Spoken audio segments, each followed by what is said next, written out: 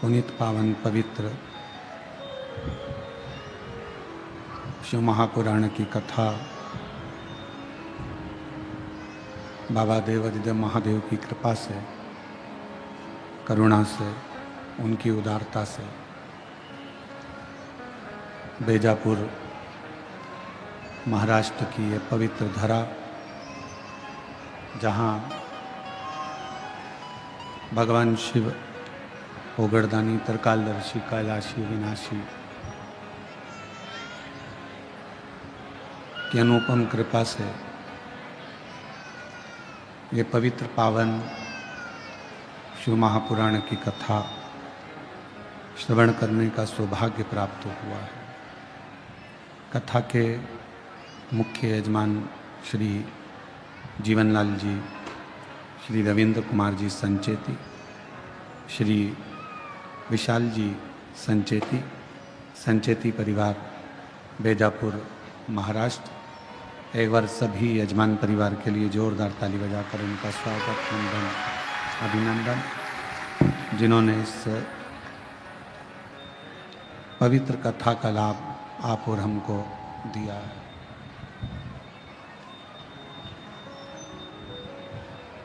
और तेरी कृपा बिना न हिले एक भी अणु, लेते हैं श्वास तेरी कृपा से तनो तनो।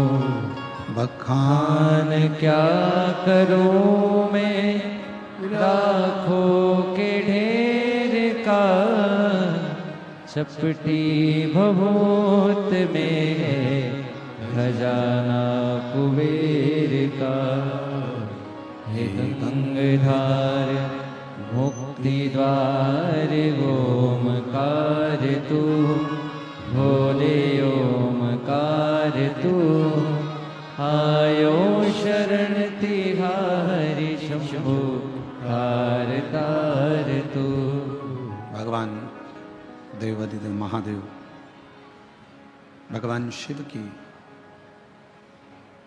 ये पवित्र कथा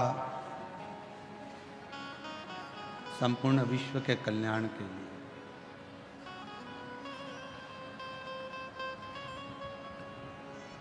और उसमें माध्यम बनाया संचेती परिवार को।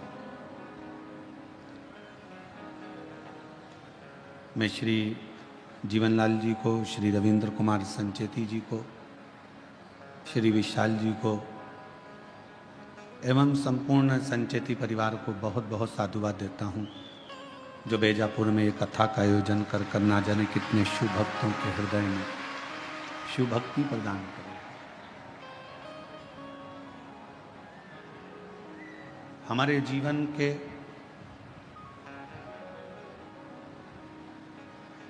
तीन गहने हैं जो बड़ी कीमती हैं, और ये तीन गहने जिसकी भी जिंदगी में होते हैं उसको कभी भटकना नहीं पड़ता। शिव महापुराण की कथा कहती है वो तीन गहने जिसने अपने शरीर पर, अपनी जिंदगी में, अपने मन पर, अपने चित्त पर और अपने जीवन में उतार लिया, फिर उसको कभी भटकना नहीं पड़ा। जैसे कोई आभूषण का श्रृंगार ऐसा होता है जिसके श्रृंगार से हमारी सुंदरता होती है। जैसे स्त्रियों के कान के कुंडल हो गए, मस्तक का बोर हो गया, बेंदा, नाक की नथनी हो गई, गले का मंगलसूत्र हो गया, हाथ का चूड़ा हो गया, पांव की पायल हो गई।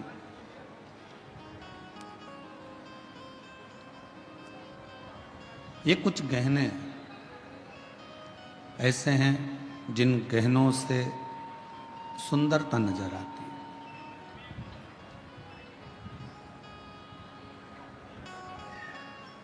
पुरुषों में भी कुछ गहने ऐसे हैं जिससे उनकी सुंदरता दिखती है, जैसे हाथ की अंगूठी हो, ब्रेसलेट हो, घड़ी हो, हाथ में बंधा हुआ कोई कलेवा, नाड़ा, लच्छा हो,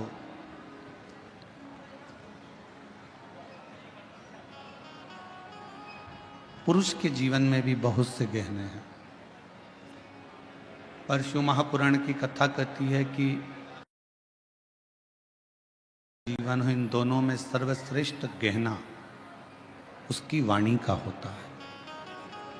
अगर वाणी ठीक नहीं है तो किसी गहने का कोई मोल ही नहीं, कोई महत्व नहीं।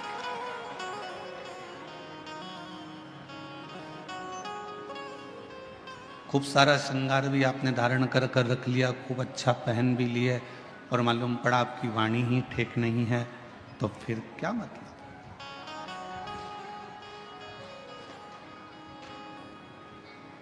अगर वाणी तुम्हारी ठीक है, तुम्हारी वाणी अगर श्रेष्ठ है, तो फिर आप कोई गहना पहनो चाहे ना पहनो, तुम्हें जीवन भर लोग सुंदर ही कहेंगे और सुंदर ही दिखेंगे।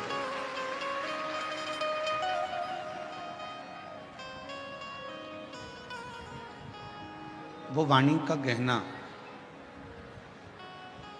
हमारे जीवन की सबसे बड़ी सुंदरता, और इन सभी सुंदरता में एक 3 गहने भगवान शंकर ने माता पार्वती जी को बताए हैं। जो 3 गहने ऐसे हैं जिसके बल पर आप दुनिया का सारा सुख प्राप्त कर सकते हो। आज लाखों की भीड़ है, लाखों शिव भक्त यहाँ आए हैं, पंडालों में जगह नहीं है, हम जानते हैं। पानी गिरने के कारण बस आसपास का क्षेत्र भी कीचड़ है, गीला है, फिर भी आप लोग अपना आसन लगा लगा कर बैठे हो और भगवान शिव की पवित्र कथा का लाभ ले रहे हो। ये शिव की ही उदारता है, शंकर की ही करुणा। शिव जी ने पार्वती जी को 3 गहने बताए कि जिस मनुष्य के पास में जो 3 गहने होंगे वो मानव अपनी मंजिल तक पहुंचेगा और सारा सुख प्राप्त कर लेगा। और जिस जिस मनुष्य को अपने जीवन में ये 3 गहने मिल जाएं, समझ लेना कि आपको फिर कहीं जाने की जरूरत नहीं है,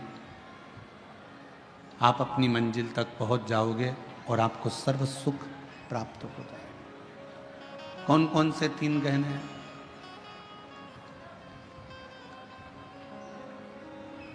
वो 3 गहने हैं, पहले नंबर का है विश्वास। जम के बोलो, कौन सा गहना? विश्वास। आवाज नहीं आई, फिर से बोलो, विश्वास। शिव जी ने पार्वती जी को 3 गहने बताए, उसमें से पहले नंबर का गहना है विश्वास। और वो विश्वास किस पर होना चाहिए? एक विश्वास होना चाहिए अपने आप पर कि मैं जो करूँगा वो अच्छा ही करूँगा, और मुझे उम्मीद है कि मैं एक ना एक दिन अच्छा कर कर रहूँगा। ये विश्वास।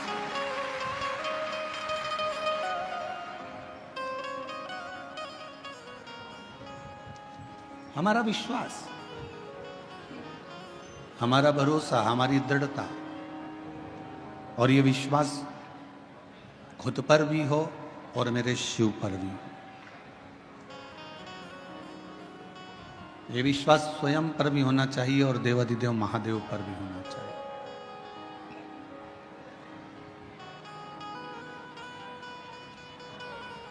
और जब हमारा विश्वास, जब हमारा भरोसा, जब हमारी दृढ़ता बढ़ जाती है,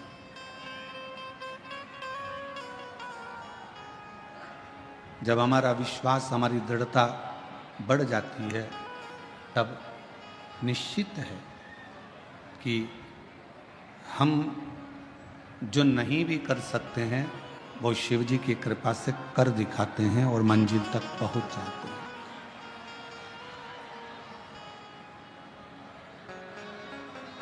हमारा विश्वास एक हमारे भीतर का गहना है,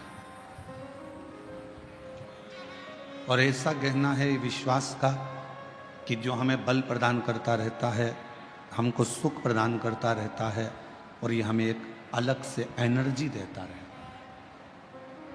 और शंभु शरण मांगू घड़ी रे घड़ी दुख काटो दया करी निदर्शन आपो।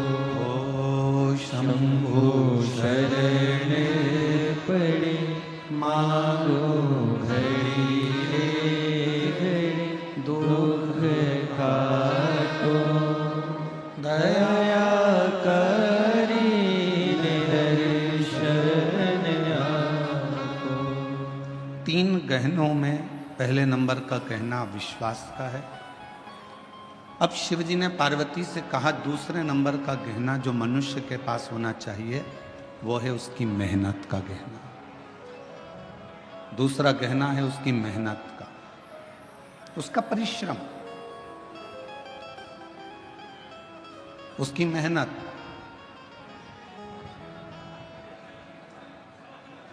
ये दूसरे नंबर का गहना है, आपकी मेहनत का गहना। यदि आप थोड़ी सी भी मेहनत कर रहे हो, थोड़ा सा भी परिश्रम अपनी जिंदगी में कर रहे हो, तो ये निश्चित है कि आप अपनी मंजिल तक भी पहुंचोगे और आपको आपका लक्ष्य भी प्राप्त हो।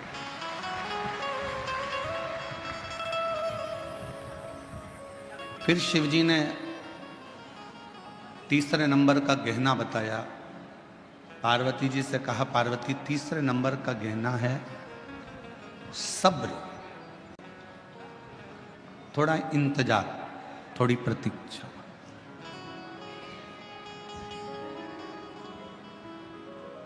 ये तीसरे नंबर का गहना है आपका सब्र। पहले नंबर पर है, जम के बोलो, विश्वास। दूसरे नंबर पर है मेहनत, और तीसरे नंबर पर है सब्र, थोड़ा इंतजार। जब आपने विश्वास कर लिया, भरोसा कर लिया, फिर आपने मेहनत कर ली, और मेहनत करने के बाद भी अगर आपको फल नहीं मिल रहा है, विश्वास करने के बाद भी यदि आपको फल प्राप्त नहीं हो रहा है, तो फिर थोड़ा सा इंतजार करना, मेहनत करते रहना, विश्वास करते रहना, फिर थोड़ा इंतजार करना, और इंतजार का फल जब मिलेगा तो जीवन एकदम आनंदित हो जाएगा, फिर दुख नहीं। शिरडी के साईं बाबा का एक मूल मंत्र है श्रद्धा सबूरी। श्रद्धा होना चाहिए और सबूरी होना चाहिए, थोड़ा प्रतीक्षा, थोड़ा इंतजार।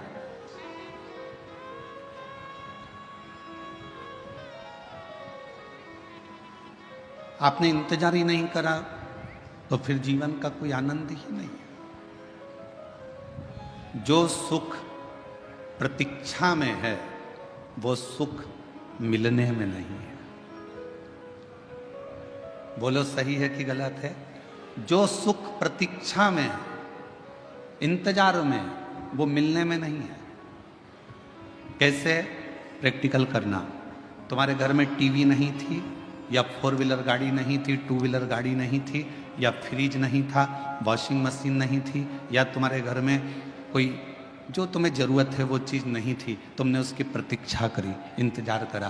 टीवी आएगी, दशहरे पे आएगी, दिवाली पर आएगी, सोफा सेट आएगा, या फिर 4 व्हीलर गाड़ी आएगी, 2 व्हीलर गाड़ी आएगी, इंतजार करते रहे, इंतजार करते रहे। बहू आएगी, बहू आएगी, बहू आएगी, इंतजार करते रहे। और फिर जब प्रतीक्षा पूरी हो गई, बेटे की शादी हो गई, बहू आ गई, या गाड़ी आ गई, या सोफा सेट आ गया, या टीवी आ गई, इसके बाद उसके बाद का फिर समय तुम जानो, क्योंकि अभी हमारी बहू नहीं आई। उसके बाद का तुम जानो।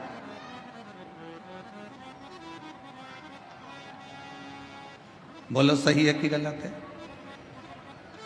प्रतीक्षा थी, थोड़ी इंतजार था, थोड़ा सब्र था, तो थोड़ा आनंद था। प्रतीक्षा में जो सुख है वो सुख मिलने में नहीं। वो एक लाइन आप लोग स्मरण में फिर से लें। तुझसे मिलने के लिए तेरी कसम, तुझसे मिलने के लिए तेरी कसम, एक मुलाकात जरूरी है सनम, एक मुलाकात जरूरी है सनम। प्रतीक्षा करो, इंतजार। और जो सुख इंतजार में है वो मिलने में नहीं है।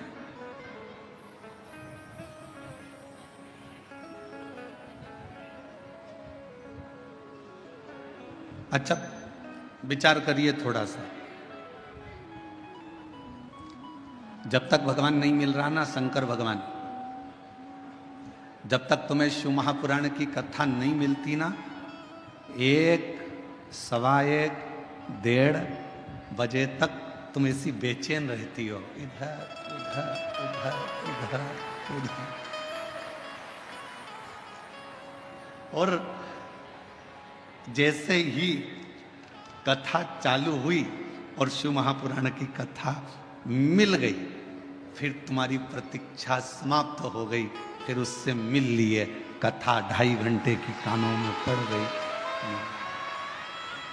अब फिर जैसे ही सुध नहीं रहेगी, क्यों इतनी जल्दी 4 बज गई। जिसका इंतजार रहता है ना, और उससे अगर मिलन हो जाए तो उससे मिले हुए 10 घंटे, 12 घंटे, 8 घंटे, 4 घंटे थोड़े से लगते हैं। इतनी जल्दी। फिर 4 बजते से ही अपनी अपनी दरी संभाली, बेग पीछे करा, दरी संभाली, बेग पीछे करा। मैं संचेती परिवार में विशाल जी की मम्मी जी से कहूंगा आपसे, एक बार रात्रि के समय पर यहां आकर दर्शन जरूर करना। ऐसा योग कभी दूसरी बार बीजापुर में नहीं बनने वाला जो दर्शन का योग है। आप आइए।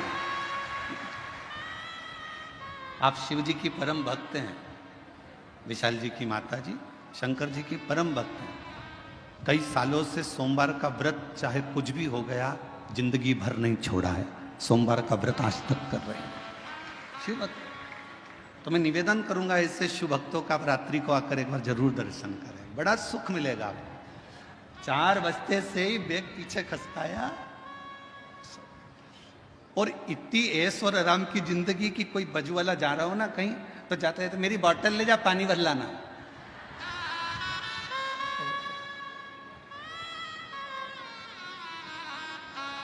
हम तो बाबा के भरोसे चलते हैं, हम तो बाबा के भरोसे चलते हैं। ये दुनिया वाले जलते हैं, ये दुनिया वाले जलते हैं। डमरू वाले के भरोसे चलते हैं, काशी वाले वाले के भरोसे चलते हैं, सीहोर वाले वाले के भरोसे चलते हैं। प्रतीक्षा में जो सुख है वो मिलन में नहीं है। मेरे भोले बाबा से कहते रहना, तुम मिलना मती, बस तुम्हारी प्रतीक्षा करती रहूं, तुम्हें याद करती रहूं, तुम्हारा इंतजार करती रहूं। वो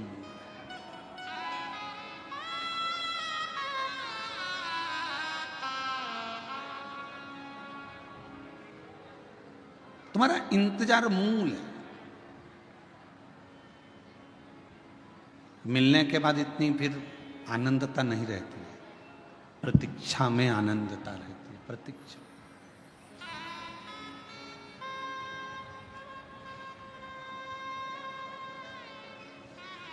तीन गहने मेरे शंकर भगवान ने बताए हैं। पहले नंबर का बोलते जाओ, विश्वास, दूसरे नंबर की आपकी मेहनत, तीसरे नंबर पर है सब्र, थोड़ा इंतजार।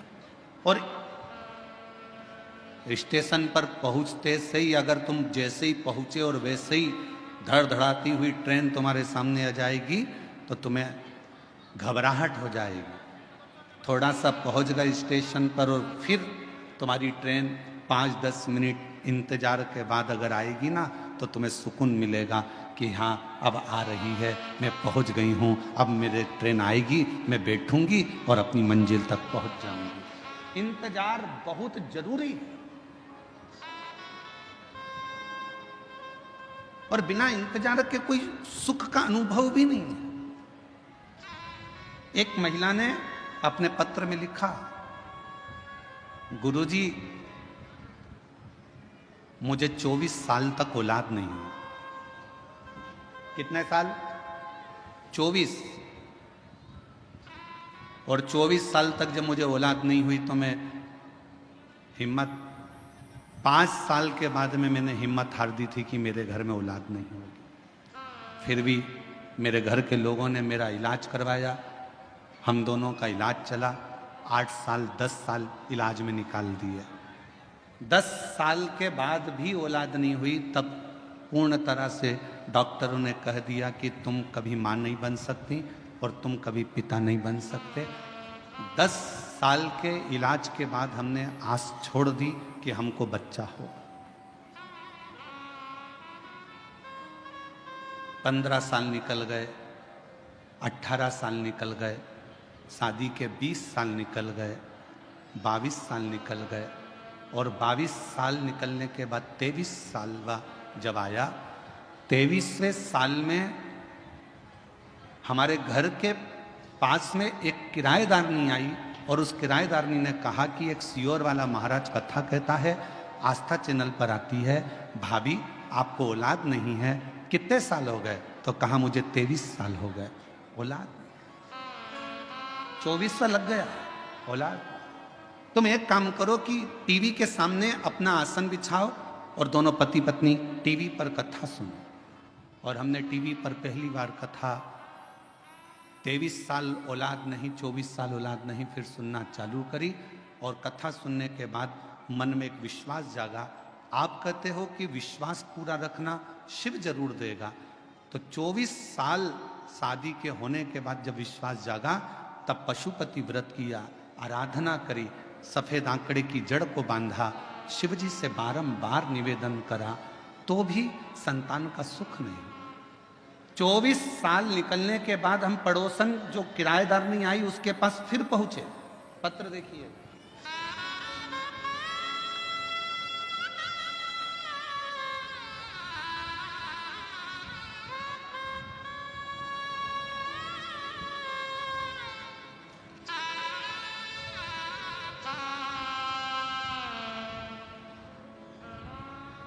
मेरा नाम सोसीमा राजेंद्र पाटिल, गांव सीउर, तहसील बेजापुर, जिला छत्रपति संभाजी नगर। कहीं बैठी हो तो बच्चों को लेके आ सकते हैं। 24 साल निकलने के बाद भी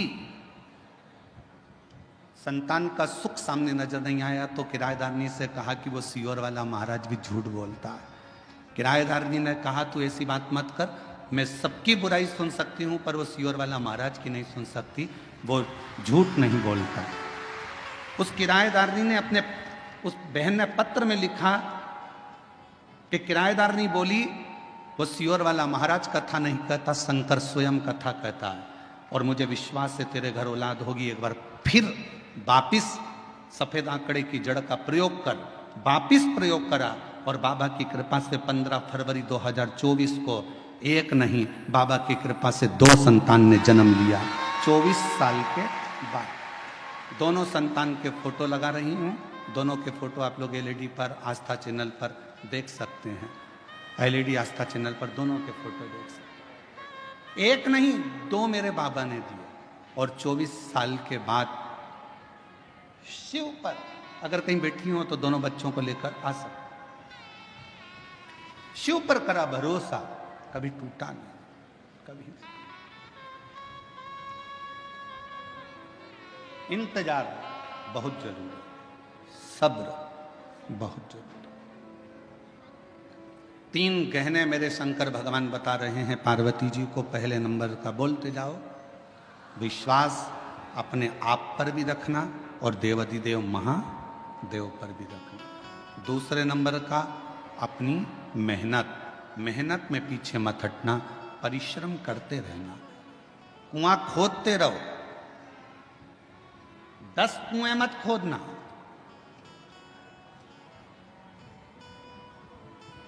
एक गुरुजी ने 2 चेलों से कहा जाओ मेरे लिए पानी लेकर आओ। दोनों चेले गए।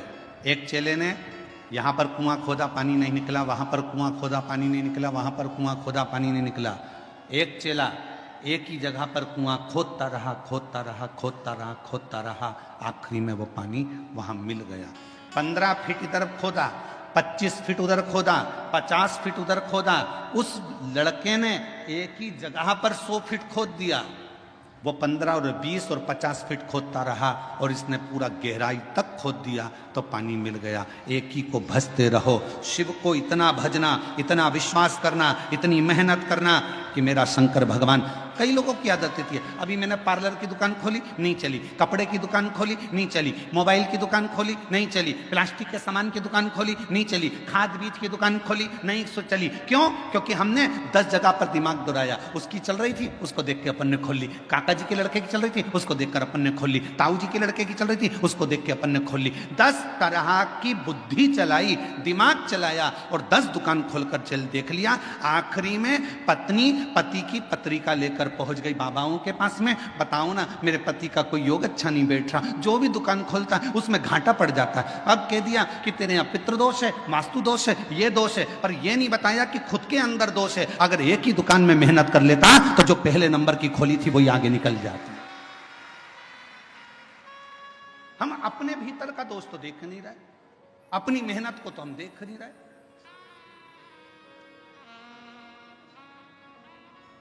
और मत बुरे कर्म कर बंदे वरना पछताएगा, भगवान की आंखों से तू बच नहीं पाएगा, तू बच नहीं पाएगा।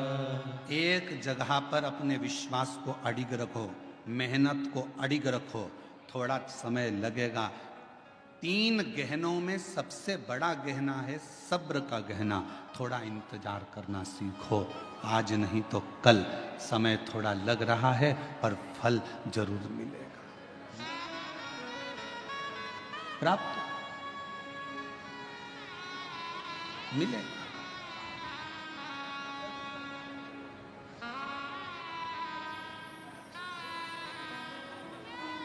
थोड़ा सा इंतजार करो, थोड़ा सा। और शंभु शरणे पड़े मांगो घड़ी रे घड़ी, दुख काटो दया करी दर्शन आपको। समय लग सकता है। एक बहन ने एक और पत्र लिखा,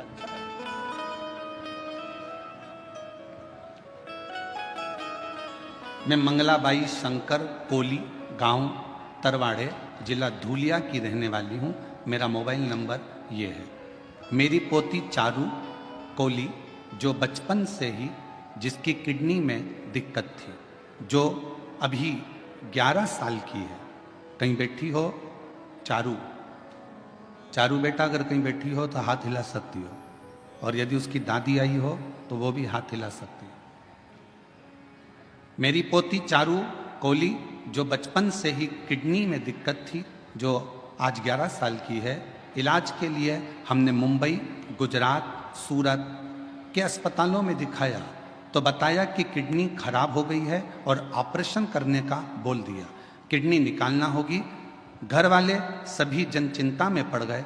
तभी आपकी कथा धूलिया महाराष्ट्र में 2023 में हो रही थी। हम पंडाल में आए और महादेव से विनती की, आपकी अब किडनी ठीक कर दो। मेरे बाबा से निवेदन कर कर पशुपतिनाथ का व्रत किया। दुनिया के लोग पूछते हैं, गुरुजी पशुपति व्रत क्या केवल मनुष्य ने करा? हम कहते हैं ये पशुपति व्रत पाशुपत्य अस्त्र प्राप्त करने के लिए स्वयं राम जी ने भी करा है, स्वयं भगवान कृष्ण ने भी करा है। पशुपति व्रत किया, महादेव को पशुपति व्रत करके महादेव को जल चढ़ाते और वो जल अपनी पोती को लाकर दे देते, बेलपत्र लाकर चारू को देते। तभी हमारे फैमिली के डॉक्टर को फाइल दिखाया तो डॉक्टर बोले कि किडनी में प्रॉब्लम तो है, तब भी मन नहीं माना। हम उसको अहमदाबाद के नरियाद में दवा खाने दिखाने को चले गए। तब उन्होंने भी कहा कि किडनी खराब हो गई है, इसको बदलना पड़ेगा। अब करें तो करें क्या? कथा भी सुनी पंडाल में तो भी नहीं मन आया। तो हम लोग 2025 में फिर हम लोग सीहोर पहुंच गए और वहां से हमने रुद्राक्ष ले लिया। जनवरी में रुद्राक्ष लेकर बच्ची को उसका जल देना प्रारंभ करा। दूसरी बार हम नडियाद फिर गए और किडनी के डॉक्टर को दिखाया तो डॉक्टर ने कह दिया कि इसकी किडनी ठीक हो गई है, अब इसको कोई दवाई की जरूरत नहीं है। किडनी ने काम करना प्रारंभ कर दिया। पत्र को आप लोग पढ़ सकते हो। किडनी ठीक हो गई है बाबा, मैं बाबा को नमन करने के लिए आई हूँ, अब कोई दवाई की जरूरत नहीं है। अगर बच्ची बैठी हो और उसकी दादी बैठी हो तो बच्ची को लेकर आ सकती है। 11 साल की चुरू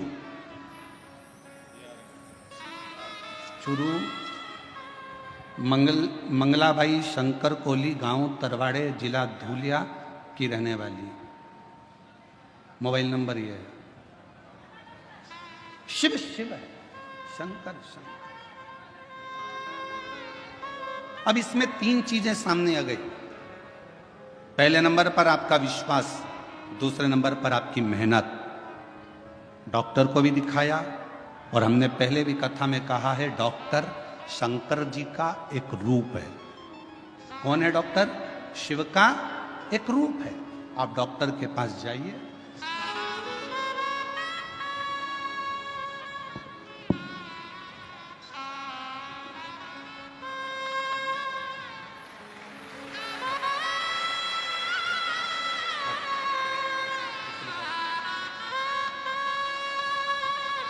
बैठो बैठो बैठो। शंभु शंभु शंभु शंभु शंभु नमन करो बाबा, जल्दी जल्दी प्रणाम करो। शंभु प्रणाम करो, दे बेटा ले ले प्रणाम करो। शंभु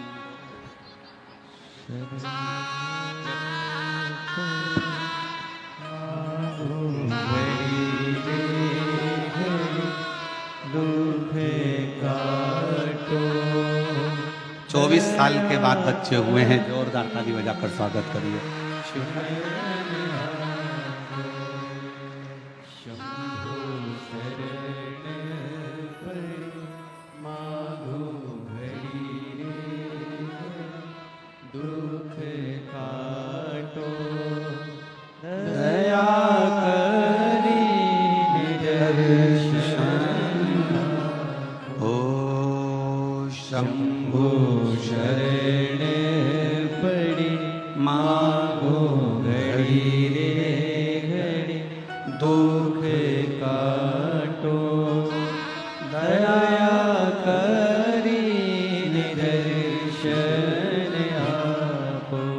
शिव कथा कह रही है 3 काम करिए, विश्वास, मेहनत। डॉक्टर को भी शिव का एक रूप मानकर उसके पास जरूर जाओ। जांच बोले जांच कराओ, दवाइयाँ दे दवाइयाँ खाओ और विश्वास रखो कि मेरे घर का ये व्यक्ति ठीक होकर ही रहे। फिर थोड़ा सा इंतजार करो, थोड़ा इंतजार।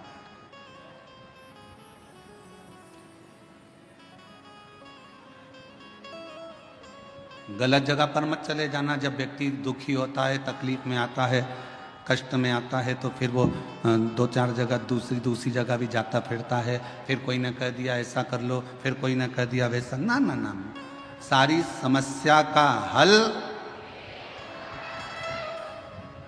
श्री शिवाय बोल बम का नारा है। फिर नहीं भटक।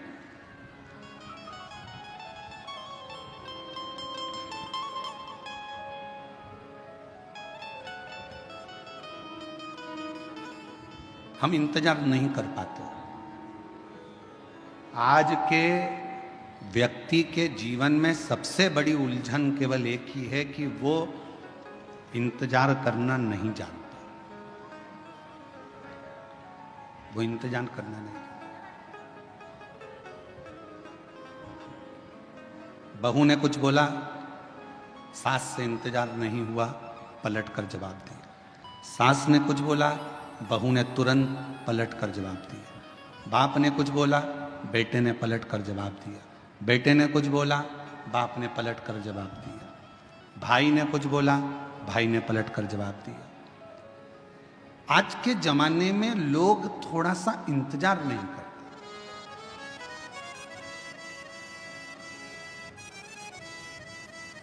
भगवान ने कितनी बड़ी कृपा करी है, आपको सर भी दिया है तो सर में दिमाग भी दिया। अरे बोलो तो जम के, दिया कि नहीं दिया? अगर ये सिर भगवान ने दिया है तो साथ में तुमको दिमाग भी दिया। नहीं तो सिर तो एक माचिस की तीली का भी होता है। देखिए माचिस की तीली, बोलो बोलो जम के बोलो। देखिए माचिस की तीली, माचिस की तीली को देखना, उसमें भी सिर होता है। पर माचिस की तीली में दिमाग होता है क्या? नहीं। माचिस की तीली में सिर होगा पर दिमाग नहीं होगा।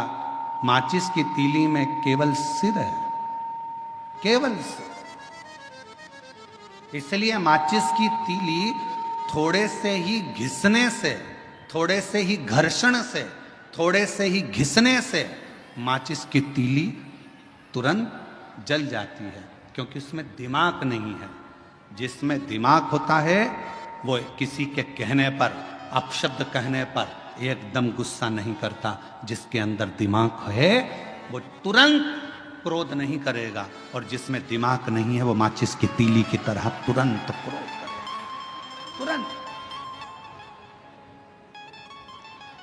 थोड़ा सा किसी ने कहा और क्रोध आ गया, थोड़ा सा किसी ने बोला और गुस्सा आ गया। समझ लो कोई तुम्हें घिस रहा है, माचिस की तीली हो तुम, तुम्हारे में अंदर केवल सिर तो है तुम्हारा पर दिमाग नहीं है। किसी ने तुम्हें घिसा, अपशब्द बोला, ताने दिए, आड़ा टेढ़ा बोला। माचिस की तीली तो बारिश में गीली भी हो जाती, तो उसको 2-4 बार तो घिसना ही पड़ता है। तो किसी ने तुम्हें घिसा, किसी ने ताना दिया, गाली दी, अपशब्द कहा, बुराई करी, तुम्हें घिसता गया और तुम्हें एकदम गुस्सा आ गया। समझ लेना कि तुम मनुष्य नहीं हो, तुम केवल एक माचिस की तीली हो। मनुष्य होते तो किसी के घिसने पर तुम्हें क्रोध नहीं आता, तुम्हें अपशब्द नहीं निकलते, तुम्हें गाली नहीं देते, तुम आड़ा टेढ़ा नहीं बोलते, क्योंकि तुम माचिस की तीली नहीं, तुम मानव की देह लेकर पैदा हुए, मनुष्य की देह, मानव हो तुम। कोई बोल भी दिया आड़ा टेढ़ा, कोई कह भी दिया अपशब्द, कोई बोल भी दिया, ताने भी दे दिया, किसी ने आड़ा टेढ़ा भी कह दिया, अपशब्द भी कह दिया, कोई बात नहीं। समय का थोड़ा सा इंतजार करो, थोड़ा सा।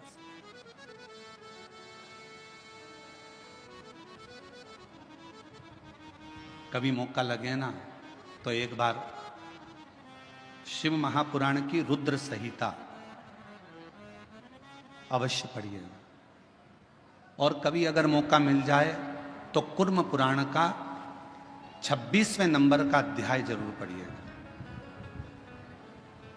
कुर्म पुराण के 26वें अध्याय में और शिव महापुराण के रुद्र संहिता में, दोनों में भगवान शंकर माता पार्वती जी से कहते हैं, ब्रह्मदेव से कहते हैं, ब्रह्मा जी सुनो, ए ब्रह्मदेव, मेरे भक्त का यदि कोई स्वप्न में भी गलत करने का सोचता है, शिव जी कहते हैं वो अपनी पूरी जिंदगी को बर्बाद कर बैठता है, पूरी जिंदगी को बर्बाद कर।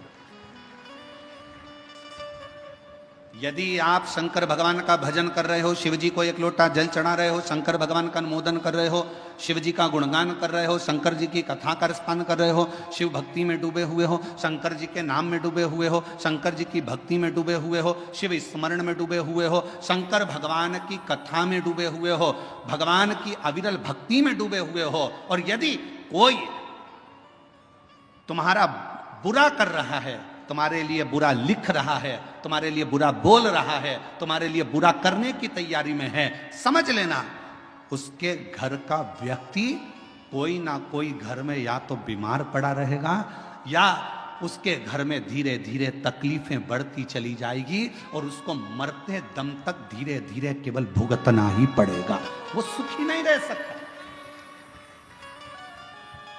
ये सियोरवाला महाराज नहीं कह रहा है, ये पंडित प्रदीप मिश्रा नहीं कह रहा है, यह कह रही है शिव महापुराण की रुद्र संहिता, यह कह रही है कुर्म पुराण का 26वें नंबर का अध्याय वर्णन कर रहा है। स्वयं भगवान शंकर ब्रह्मा जी से कहते हैं, मेरे भक्त का यदि कोई स्वप्न में भी बुरा करने का सोचता है, बुरा बोलने का सोचता है, बुरा कहने का सोचता है, तो उसने अपने पूरे परिवार को डुबोने का विचार कर लिया, उसका परिवार सुखी नहीं रह सकता। तन से, मन से और धन से वो बर्बाद होता ही रहता है। इसलिए मेरी जीजियों, मेरे जीजाओं, मेरी बेटियों, बेटाओं, मेरी माताओं, मेरे भाई, मेरे बंधुओं, मेरे पिता तुल्य बुजुर्ग बंधुओं, मैं आपसे निवेदन करना चाहूंगा, सबकी निंदा करिएगा पर शिव की कभी निंदा नहीं। सबकी निंदा करिए पर शंकर के भक्त की कभी निंदा नहीं। कारण एक, नारद जी ने भगवान विष्णु से शिव जी की निंदा करी थी तो नारद जी के मुख बंदर का लगा था, बंदर का। नारद जी ने भगवान विष्णु से शिव जी की निंदा करी और भगवान विष्णु ने निंदा सुन ली थी तो उनको घोड़े का मुंह लगा था, हयग्रीव अवतार हुआ था। ये निंदा बड़ी विचित्र है। बहुत सारे मिलेंगे दिन भर मोबाइल पर, उनका एक ही काम है कि शिव पुराण की निंदा करो, शंकर जी की निंदा करो, शिव भक्त की निंदा करो, शिव कथा वाचने वालों की निंदा करो, शिव स्मरण करने वालों की निंदा करो। उनके पास केवल फ्री बैठे हैं तो वो अपने कुल को कैसे डुबोएंगे, तो गलत गलत लिखते जाते हैं, जिससे उनका कुल, परिवार, बेटे बेटी, माता पिता, परिवार के जितने सदस्य हैं वो किसी ना किसी रूप में तकलीफ भोगते ही रहते हैं। गलत लिखा, गलत बोला, गलत।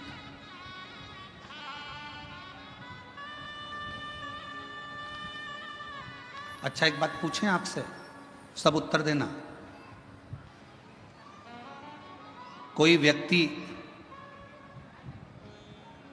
की लड़ाई हो गई किसी व्यक्ति से और तुम पास में खड़े थे और खड़े होकर तुमने केवल इतना सा कहा, दे दो चार और दे, बोलो केस बनेगा कि नहीं बनेगा तुम पर?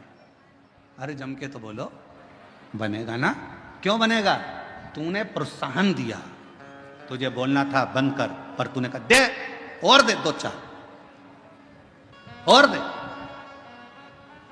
तुमने उसको प्रोत्साहन दिया कि मार, इसलिए मारने वाले से ज्यादा केस, ज्यादा धाराएं, जिसने प्रोत्साहन दिया दे दो चार, उस पर ज्यादा धाराएं लगती हैं, उसको ज्यादा परेशान किया जाता है, उस पर ज्यादा केस चलता है। उसी तरह मोबाइल पर किसी ने कुछ लिख दिया, तुमने उसमें कमेंट्स कर दिया, तुमने उसमें उसका साथ दे दिया और वो बड़े मुस्कुराकर तुम उसका साथ दे रहे हो। याद रखना, उसके यहाँ देर है अंधेर नहीं है, एक ना एक दिन ऐसा दंड देगा कि तुम्हें भोगना पड़ेगा। कोई गलत लिख रहा है, डिलीट हो जाओ, ब्लैक लिस्ट में डालो, खत्म। फुल एंजॉय की जिंदगी जियो, हम शिव के शिव हमारे, हमें क्या करना? आग लगे बस्ती में अपन रहो मस्ती में। कोई तुमको ज्यादा ताना दे, कितनी बंठन के निकलती है, तो दूसरे दिन कांजीवरम की साड़ी लाओ बनारसी और बेहतरीन पहन के निकलो। और आग लगे तो अच्छी बात, अपन तो और ठाट से रहो। कई लोगों की आदत रहती है, किसी को कोई कमेंट्स कर देता है तो वो बिल्कुल हल्की साड़ी पहने, हल्के तरीके से रहे बेचारा कि भैया आप कमजोर रहो, लोग ताने दे रहे हैं, लोग अपशब्द कर रहे हैं। आग लगे बस्ती में अपन रहो मस्ती में, ताना देने वाला देता रहेगा। जिंदगी हो गई। शंकर भगवान माता पार्वती जी के साथ में भ्रमण पर निकले, शिव जी नंदी पर पार्वती के साथ बैठकर जा रहे थे, तो किसी ने कह दिया बताओ दोनों एक नंदी पर बैठे हैं? शंकर भगवान नंदी से उतर गए, पार्वती जी को नंदी पर लेकर निकले। दूसरा व्यक्ति मिला, उसने कहा बताओ पति तो नीचे चल रहा है, पत्नी को लेकर घूम रहा है नंदी पर। भगवान शंकर ने पार्वती को नीचे उतार दिया। स्वयं नंदी पर बैठ गए तो फिर कहा बताओ कितना कठोर व्यक्ति होगा, पत्नी को नीचे चला रहा है, खुद बैठकर चल रहा है, दोनों ही नीचे उतर गए, नंदी को खाली ले जा रहे थे। फिर किसी ने कह दिया बताओ इतना अच्छा तगड़ा नंदी है तो बैठकर क्यों नहीं जाते, ये दुनिया की रीति है, कहे बिगर रह नहीं सकते, इसलिए अपने को फुल एंजॉय से जिंदगी जीना है, अपनी मस्ती में जियो, आग लगे बस्ती में अपन रहो मस्ती में, क्या किसको रोइए और चादर तान के सोइए, खुश होकर जिंदगी जियो। आजा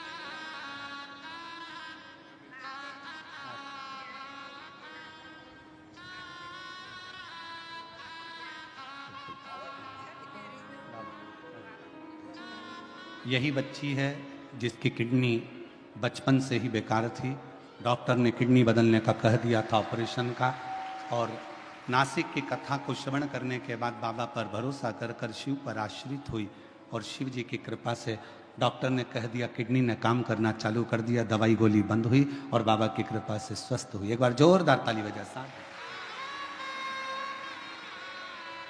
शंभु शरणे पड़ी मांगू घड़ी रे घड़ी दुख काटो दया करी दर्शन आपो। ओ शंभु शरण पड़ी मांगू घड़ी रे दुख काटो दया करी दर्शन आपो।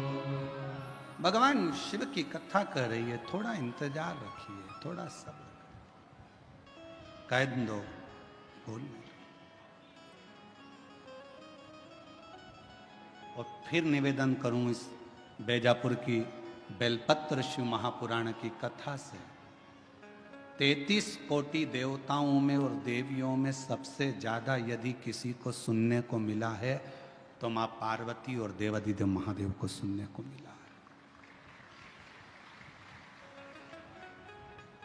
पार्वती जी अपनी सहेलियों के घर भी जाती थी ना, बेस्ट फ्रेंडों से मिलने भी जाती थी तो पार्वती को नीचा दिखाया जाता था। हम नहीं कह रहे, पुराण कह। एक बार पार्वती जी अपनी सहेली के यहां पर चली गई, मां लक्ष्मी के यहां, और लक्ष्मी जी बैठी हुई थी और पार्वती जी को देखकर बोली पार्वती तेरे भी भाग्य बड़े विचित्र हैं री, पति भी मिला तो अड़भंगा मिला, नग्न वेशधारी, जटाजूड़ बांधने वाला, भस्म रमाने वाला। मेरा घर देख, मेरे पति को देख, मेरे घर में सोने के सिंहासन, सोने के पर्णकोटे, बैकुंठ देख, सोने की दीवारें, सोने के कलश, सोने के द्वारे, सोने के फाटक, सोने की खिड़की, सब सोने का बना है। और पार्वती जी बोली मुझे सोने से मतलब क्या है, मेरा तो जो पति है वो ही गोल्ड है, तो मुझे करना क्या है, जब मेरा पति ही गोल्ड है तो मुझे करना क्या इस गोल्ड, क्या करूं?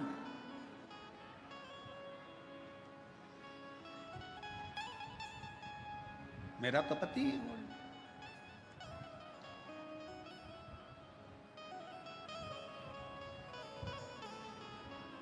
वो कहते हैं भोलेनाथ ब्यूटी फूल।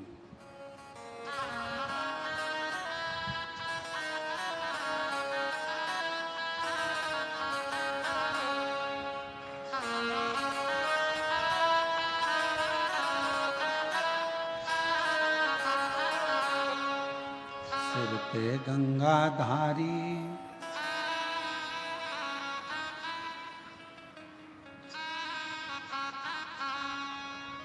क्या बोलते सले? मस्तक पे गंगा सिर पे ले ले, कल्याण उनका कर दे भोलेनाथ ब्यूटीफुल। गंगा सिर पर ले ले, कल्याण वो कर दे भोलेनाथ ब्यूटीफुल। मेरा पति तो खुद गोल्ड है, ये गोल्ड की नगरी का मैं करूंगी क्या?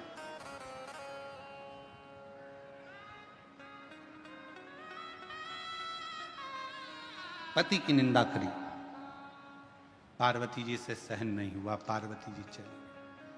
शिव जी के पास पहुंची तो भगवान शंकर तो समाधि में लीन थे, पार्वती जी एकदम धमक के शिव जी के पास तेजी में बैठ गई। पत्नी के हाथ के बर्तन मांजते मांजते गिरने लगे, बर्तन की आवाज तेज आने लगे तो पति को समझ लेना चाहिए कि जरूर कोई बात है, कोई बात जरूर है, आवाज आ रही। पार्वती जी धम्म से बैठी, शिव जी समझ गए कोई बात जरूर है। क्या हुआ है? पार्वती जी से पूछूंगा तो अभी विवाद छिड़ जाएगा, तो भोलेनाथ बोले कुछ नहीं, थोड़े से उधर खसक गए। जैसे खस के तो पार्वती जी और उधर खसक गए। शिव जी ने सोचा बात कुछ ज्यादा ही बड़ी है, तो शिव जी और उधर खस के तो पार्वती जी और खसक गए। अब शिव जी तो कुछ बोल नहीं रहे थे, जब इतनी सारी लीला हो गई, झाड़ू को बार बार झड़ा रही है, कपड़ा झड़ा रही है, कहीं कमरे में पति लेटा हुआ था, खूब चद्दर को झटक रही है, जानकार करके हरकत कर रही, तो फिर पति को पूछना तो चाहिए ना। पति पूछे नहीं तो पत्नी का गुस्सा और बढ़ते चले जाता है, और फिर धीरे धीरे वो गुस्सा कहां पर जाता है? बच्चों पर। अपना बैग सही जगह पर रख, हट यहां से, उठा। और तुम्हारे पिताजी की नौकर नहीं लगी हो कि टिफिन यहां पटक दिया, बैग वहां पटक दिया, जूते यहां पटक दिया? उठाओ अपने अपने जूते, नहीं उठाना, जा रखो। इतने में वो सो रहा था, धीरे से चद्दर में से झांक के देखा और उसके स्मरण में आया, अम्बे तू है जगदम्बे, जय वो बेजापुर वाली, हम सब उतारे तेरी।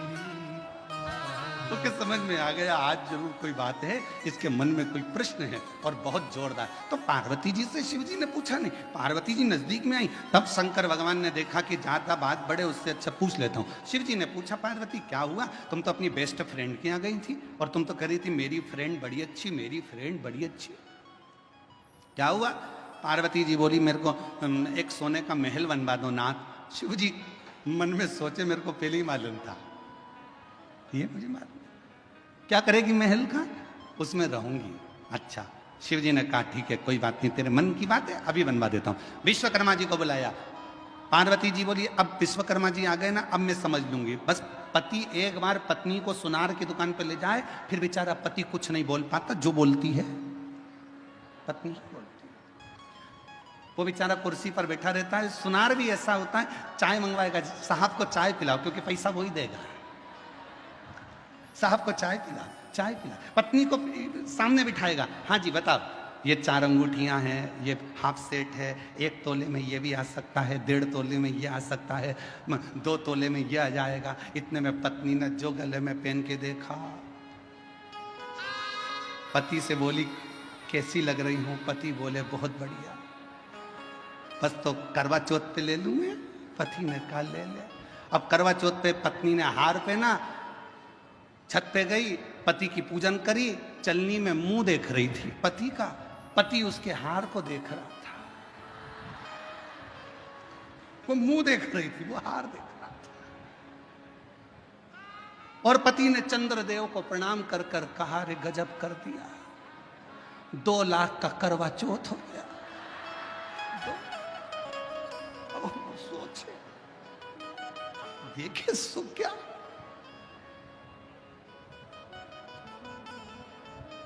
और जैसे ही पत्नी ने सिर पे पल्लू लेके फिर पति के, अरे बोलो तो, पति के, ये पति के चरण छू रही थी। पति चंद्रदेव को प्रार्थना कर रहा था, जैसे आज छू रही है, रोज क्यों नहीं कर देता? ऐसी कृपा। अब शिव जी ने कहा मैं बुलवा देता हूँ, लाओ।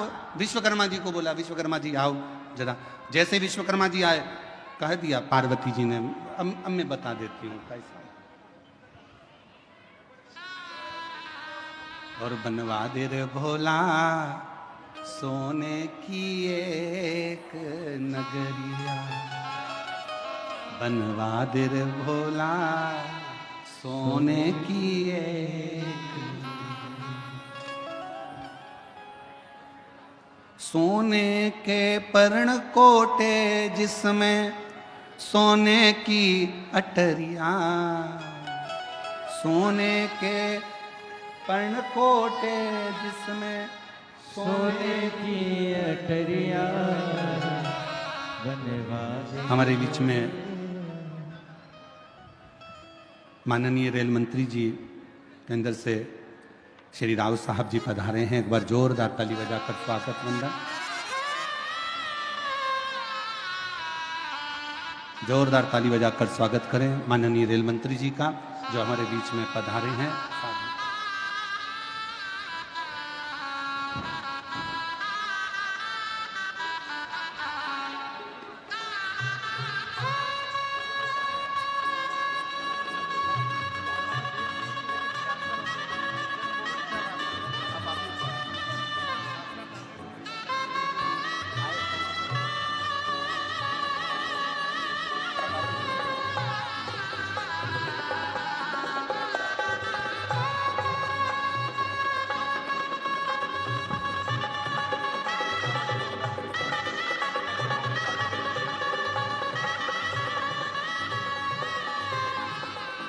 केंद्रीय रेल मंत्री हमारे बीच में यहाँ पधारे हैं। एक बार जोरदार ताली बजाकर उनका स्वागत वंदन साधुता राव साहब जी का, जो इस पवित्र पुनीत अवसर पर आपका आगमन हुआ और शिव महापुराण की पवित्र पावन कथा का लाभ आप और हमको यहाँ प्राप्त हुआ।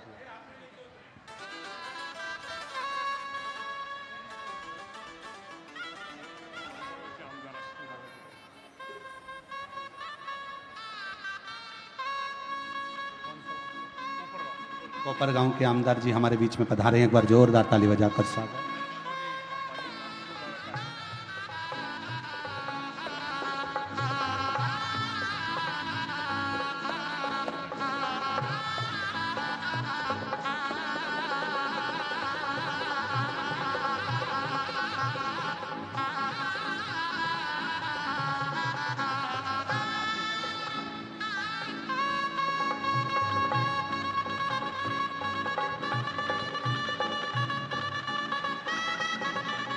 बनवा दे रे भोला सोने की एक अटरिया, बनवा दे रे भोला सोने की एक अटरिया,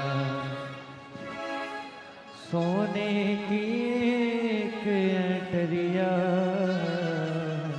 बनवा दे रे भोले सोने की एक अटरिया, बनवा दे रे भोले सोने की एक। एक बार माननीय रेल मंत्री जी के लिए और सांसद महोदय के लिए जोरदार ताली बजाकर स्वागत वंदन अभिनंदन। आप इस पवित्र पावन अवसर पर शिव महापुराण की कथा के इस पवित्र अवसर पर पधारे, उसके लिए साधुता शिव कृपा।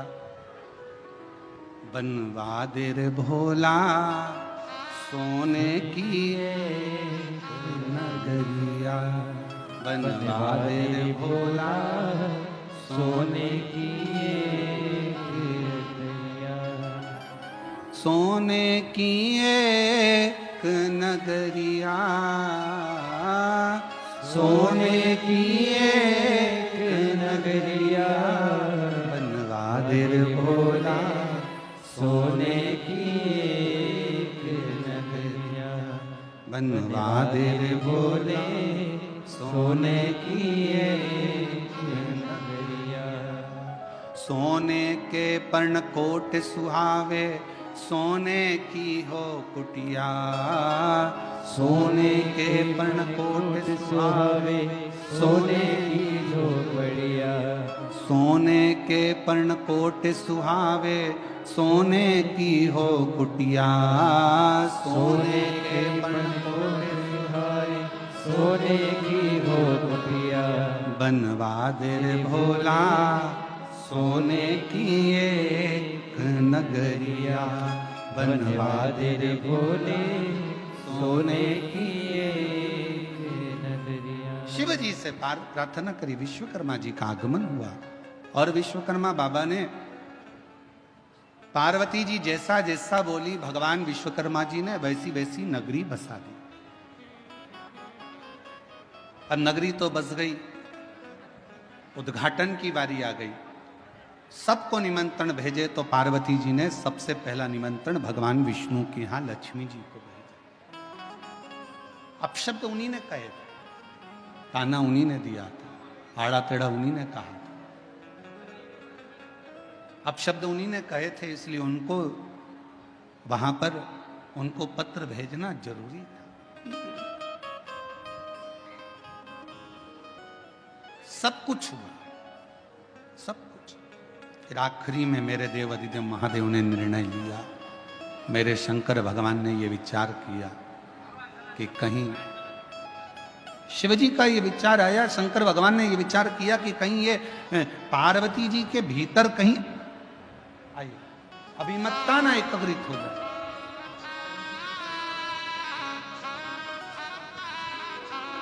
माननीय सांसद महोदय श्री चंद्रकांत जी खेरे जी हमारे बीच पधारे हैं। एक बार जोरदार ताली बजाकर उनका स्वागत वंदन अभिनंदन। बोले सोने की एक नगरिया, ओ सोने की एक नगरिया,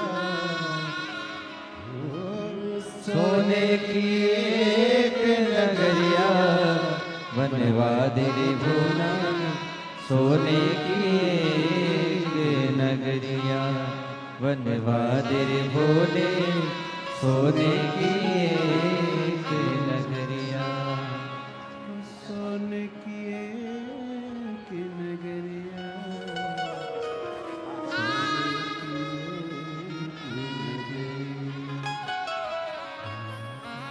सोने की एक नगरिया, सोने की एक नगरिया, बनवा दे रे भोला सोने की एक नगरिया, बनवा दे रे भोला सोने की एक नगरिया। शिव कथा कह रहे, भगवान शंकर का संवाद कर रहा है। शिव महापुराण की कथा कहती है, शिव जी को लगा कि पार्वती जी के भीतर कहीं थोड़ा सा अहम ना आ जाए, और यदि ये अहंकार आ गया तो फिर हमारी तप साधना तो बेकार हो गई। तब लंकापति रावण के पिता श्री विश्रवा जी ने पूजन करी, और शिव जी ने ऐसी बुद्धि विश्रवा जी की कर दी कि विश्रवा जी ने जब पूजन पूरी हो गई, मकान की वास्तु पूरा हो गया मकान का, तब विश्रवा जी ने वही मकान दक्षिणा में मांग लिया कि ये मुझे दक्षिणा में दे दीजिए, इसको मैं रखना चाहता हूं, ये मुझे।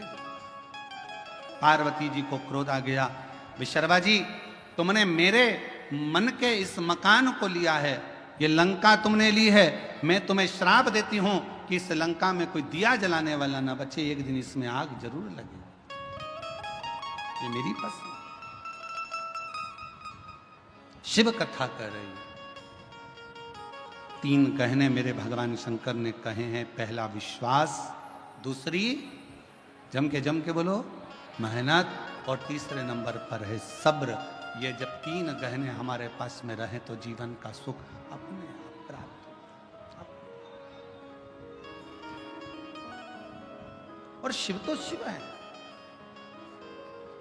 कुछ नहीं रखते अपने पास, सब देते। बस आप उसके नाम का स्मरण करते चलो, उसको पुकारते चलो। श्री शिवाय नमस्तुभ्यम कहते चलो।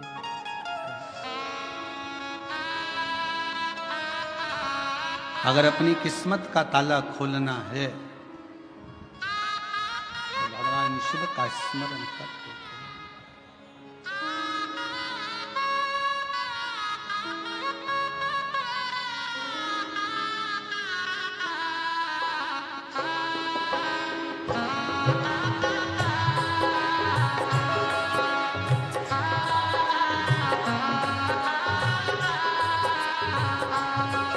अपनी किस्मत का ताला हो,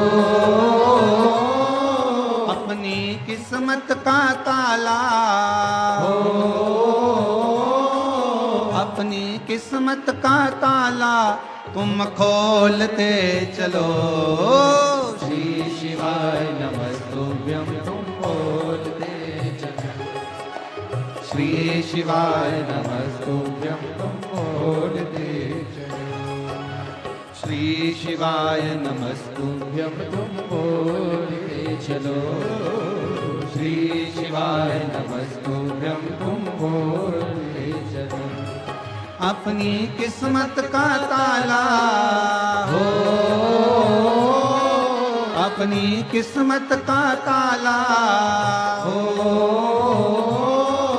अपनी किस्मत का ताला तुम खोलते चलो। श्री शिवाय नमस्तुभ्यं तुम बोलते चलो। श्री शिवाय नमस्तुभ्यं तुम बोलते चलो। राधे राधे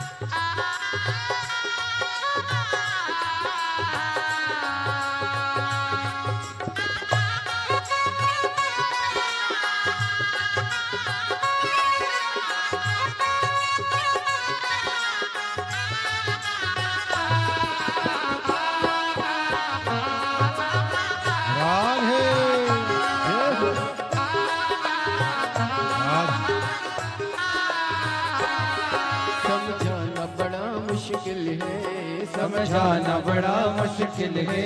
आखिर वो दर्द दिल है, आखिर वो दर्द दिल है। समझाना बड़ा मुश्किल है, समझाना बड़ा मुश्किल है। आखिर वो दर्द दिल है, आखिर वो दर्द दिल है। सच्चा दरबार लगा है ये भोले की महफिल है। सच्चा दरबार लगा है ये भोले की महफिल है। सच्चा दरबार लगा है ये भोले की महफिल है। सच्चा दरबार लगा है ये भोले की महफिल है। नैनों को भोले बाबा का नैनों को डमरू वाले का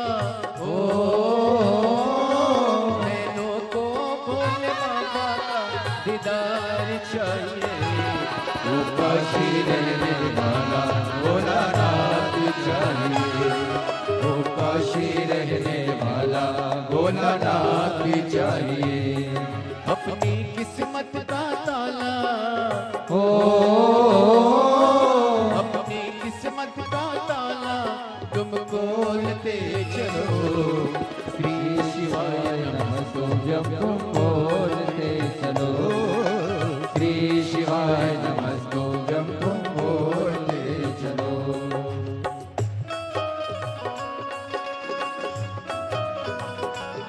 राधे हरि बोल।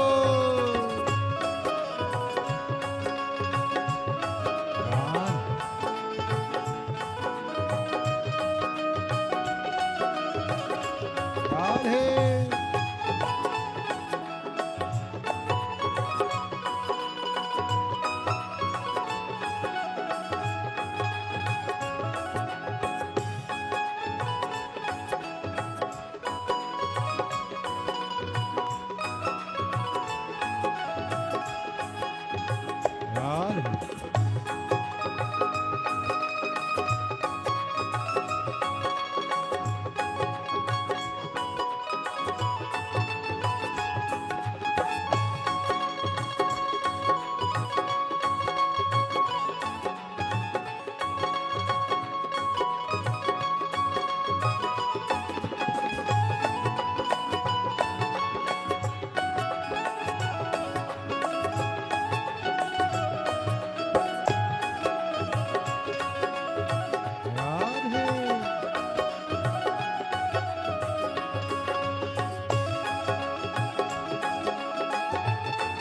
राधे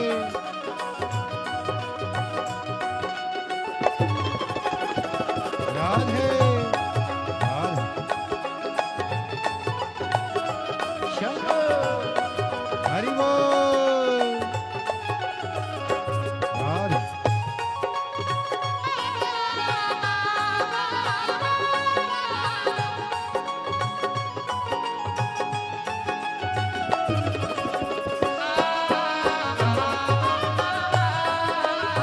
राधे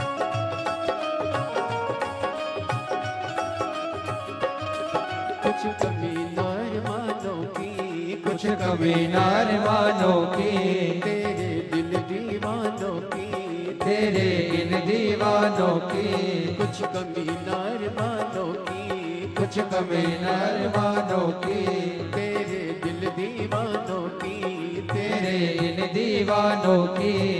मुझको मदहोश बनाए कटार तेरे नैनों की। मुझको मदहोश बनाए करतार तेरे नैनों की। ओ मुझको मदहोश बनाए कटार तेरे नैनों की। मुझको मदहोश बनाए करतार तेरे नैनों की। नैनों को डमरू वाले का ओ नैनों को काशी वाले का नैनों को डमरू वाले का दीदार चाहिए। वो काशी रहने वाला भोलानाथ चाहिए। वो काशी रहने वाला भोलानाथ चाहिए।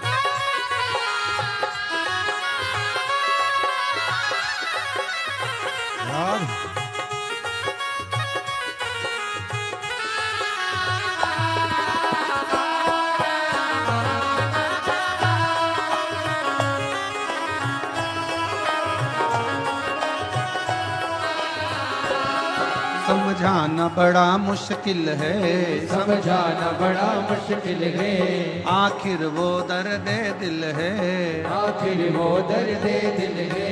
सच्चा दरबार लगा है, ये भोले की महफिल है। सच्चा दरबार लगा है, ये भोले की महफिल है। सच्चा दरबार लगा है, ये भोले की महफिल है। सच्चा दरबार लगा है, ये भोले की महफिल है। नैनों को डमरू वाले का हो, नैनों को काशी वाले का हो, नैनों को डमरू वाले का दीदार चाहिए। वो काशी रहने वाला भोलानाथ चाहिए, वो काशी रहने वाला भोलानाथ चाहिए। अपनी किस्मत का ताला हो, अपनी किस्मत का ताला हो, अपनी किस्मत का ताला तुम खोल दे चलो। श्री शिवाय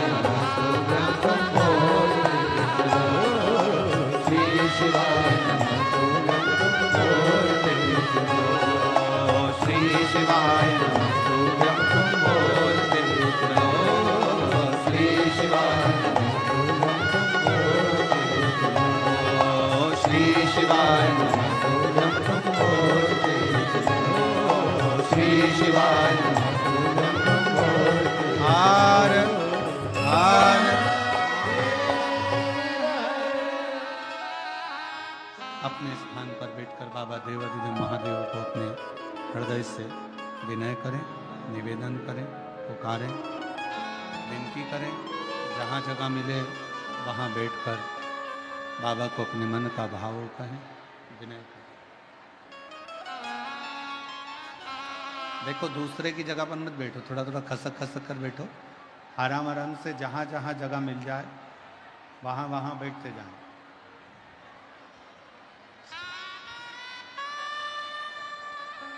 दोनों हाथ उठाकर एक बार प्रेम से हर हर भाव से सभी लोग कहेंगे, दिल से विनय करेंगे, निवेदन करेंगे, प्रार्थना करेंगे।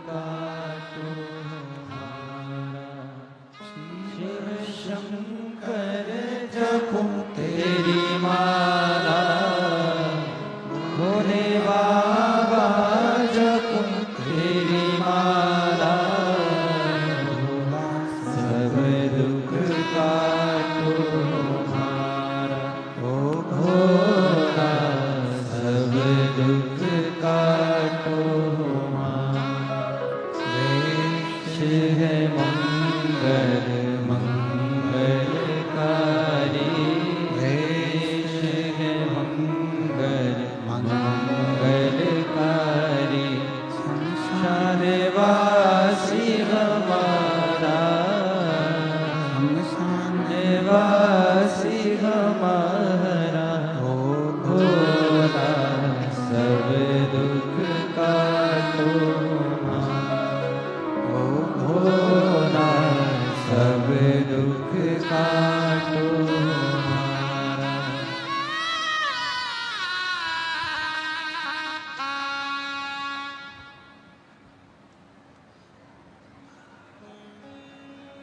बाबा देवादिदेव महादेव भगवान शिव, ओ गणदानी तरकालदर्शी कैलाशी विनाशी भगवान शंकर की पवित्र कथा कह रही है, शिव महापुराण की कथा वर्णन कर रही है। पार्वती जी के भीतर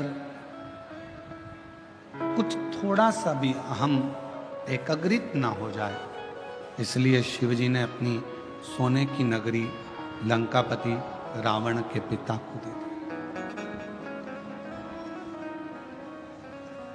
कथा के दूसरे दिन एक बात कही थी कि दुनिया की सबसे बड़ी बीमारी है आपका अहंकार।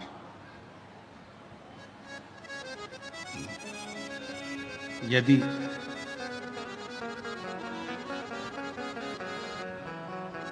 भीतर का थोड़ा सा भी अहंकार अगर समाप्त हो जाता है तो परमात्मा के मिलने में देरी नहीं। बेलपत्र शिव महापुराण की कथा यही कहती है। एक बड़ा सुंदर सा चरित्र शिव महापुराण के अंतर्गत आता है।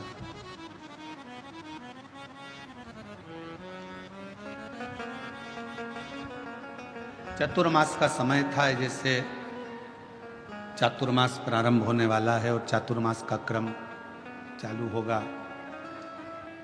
जो संत होते हैं, साधु होते हैं, तपस्वी होते हैं, साधक, उपासक, व्रती होते हैं, वो एक ही जगह पर अपने 4 महीना चातुर्मास का भजन कीर्तन स्मरण जप तप साधना करते हैं, एक ही स्थान।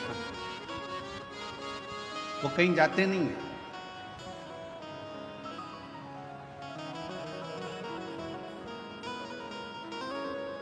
किसी ने एक बात पूछी कि गुरुजी, व्रत क्या केवल मनुष्य ही करता है? क्या केवल मानव ही व्रत को धारण करता है? शिव महापुराण की कथा कहती है, भगवान शंकर का चरित्र कहता, शिव तत्व कहता है, भगवान की पवित्र कथा कहती है, शिव महापुराण कहती है कि शिवजी का एक नाम पशुपति नाथ है।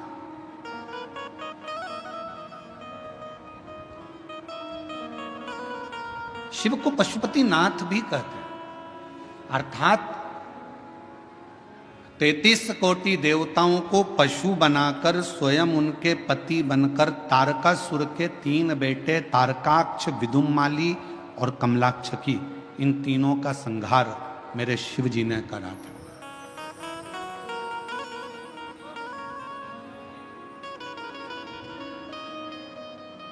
एक बार माता पार्वती जी ने शिव जी से यह प्रश्न किया है। मां पार्वती जी ने भगवान शंकर से कहा कि व्रत का फल क्या केवल मनुष्य के ही खाते में, तपस्वियों के खाते में? जो साधक हैं, साधना करने वाले हैं, तपस्वी हैं, संत हैं, साधु हैं, सन्यासी हैं, क्या केवल इन्हीं के खाते में केवल व्रत का फल है? भगवान शंकर ने उत्तर दिया, नहीं पार्वती, सुनो। 33 कोटि देवता में केवल एक शिव जी कहते हैं, केवल एक मुझे लोग पशुओं का देव भी कहते हैं, पशुपति नाथ भी कहते हैं। उसका फल मैं तुम्हें बता रहा हूं। पार्वती, शिवरात्रि, प्रदोष, सोमवार की अष्टमी, श्रावण, भादो, कुंवार, कार्तिक, चातुर्मास, ये जितने भी बड़े बड़े व्रत साधन जो आते हैं, इन साधनों में मनुष्य तो व्रत करता ही है, संत, साधु, सन्यासी, तपस्वी तो साधना करते ही हैं, पर साथ में मान लो कोई श्वान है, कुत्ता है, कोई जीव है, कोई जंतु है, और मालूम पड़े कि आज शिवरात्रि का दिन है या प्रदोष का दिन है या सोमवार का दिन है, और वो सुबह से उसको कुछ भी खाने को नहीं मिला, भूखा है, प्यासा, उसको कुछ मिल ही नहीं रहा, उसको कुछ प्राप्त ही नहीं हुआ। शिव जी कहते हैं पार्वती, मान लो अगर प्रदोष का दिन है और कोई पशु को अगर कुछ मिला नहीं है, अनायास, शिव तो अनायास कृपा करने वाले हैं। शिवरात्रि की कथा ये कहती है कि एक भील हिरण को मारने के लिए पेड़ पर चढ़ गया। बेलपत्र का पेड़ था, नीचे शंकर का शिवलिंग था, छाजल में जल था, रात भर पानी गिरता रहा, बेलपत्री का पेड़ हिलता रहा, उसमें से पत्ते नीचे गिरते रहे और प्रातः में शिवजी प्रकट होकर उस भील पर करुणा कर देते। ये तो शिव कथा तो अनायास कृपा करने वाली है, अचानक करुणा करने वाली है, अचानक दया करने वाली। कोई पशु है, कोई पक्षी है, कोई जलचर है, कोई थलचर है, कोई वायुचर है, कोई ऐसे जीव हैं जो तिथि पर मान लो भूखे हैं, प्यासे हैं। शिव कहते हैं पार्वती, जितना मनुष्य को व्रत का फल प्राप्त होता है, शिव कहते हैं उससे 4 गुना ज्यादा फल मैं पशुओं और पक्षियों को भी प्रदान कर देता हूं, उससे 4 गुना ज्यादा।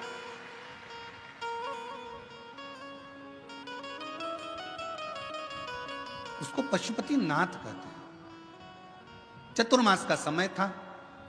एक संत शिव के अड़भंगे भक्त थे, एक पवित्र नदी के तट पर बैठकर भगवान शंकर की साधना, तप, आराधना शिव जी की करना प्रारंभ कर। पार्थिव शिवलिंग का निर्माण कर लेते, उन्हीं का पूजन करते, उन्हीं की अर्चना करते, उन्हीं की चाकरी करते। नदी के इस ओर संत सब तप साधना भजन पूजन कर रहे हैं और नदी के उस ओर एक परिवार रहता था जिसमें एक बालक रहता था जिसका नाम था शिवानंद। क्या नाम है बालक का? शिवानंद। और शिवानंद बालक रोज माँ जब कपड़े धोने के लिए आती, वस्त्र धोने के लिए आती, नदी पर कोई स्नान करने के लिए आती, तो शिवानंद बालक सामने घाट पर बैठे हुए संत को तप करते हुए देखता, पार्थिव पूजन करते हुए देखता, तो उसके मन में भाव जागृत हो गया कि एक बार मैं संत का दर्शन करूंगा। और मैंने तेरे ही भरोसे बाबा, तेरे ही भरोसे हवा बिच उड़ती जावांगी, बाबा डोर तो छड़ी ना कटी जावांगी। भोले मैं तेरी पतंग, शंभू मैं तेरी पतंग हवा। शिवानंद बालक ने नौका ली,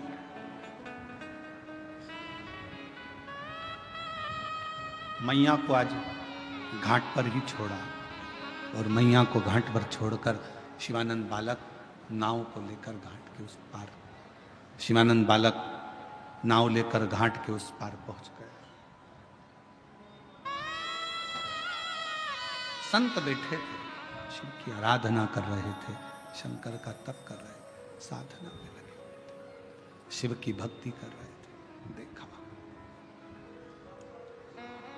बहुत देर तक बैठा रहा। थोड़ी देर बाद उसने संत के चरणों को प्रणाम किया, पूछा कौन हो बालक तुम, कहां से आए हो, कहां रहते हो? बालक ने कहा मैं नदी के उस पार रहता हूं और मेरा नाम शिवानंद है। आपको आराधना करते हुए देखकर मेरा मन करा कि एक बार मैं आपको प्रणाम कर करा। नमन किया, चले गया। अब तो शिवानंद का रोज का नियम बन गया। शिवानंद अब रोज उधर जाता, उधर से फिर इधर आता, फिर उधर जाता, फिर इधर आता। एक दिन शिवानंद ने अपनी माता को प्रणाम कर कर कहा, माँ मेरा मन है, चातुर्मास का समय चल रहा है, 4 महीने चल रहे हैं, मेरा दिल करता है माँ कि मैं वो संत जो घाट के उस पार है ना, उसकी सेवा करना चाहता हूं।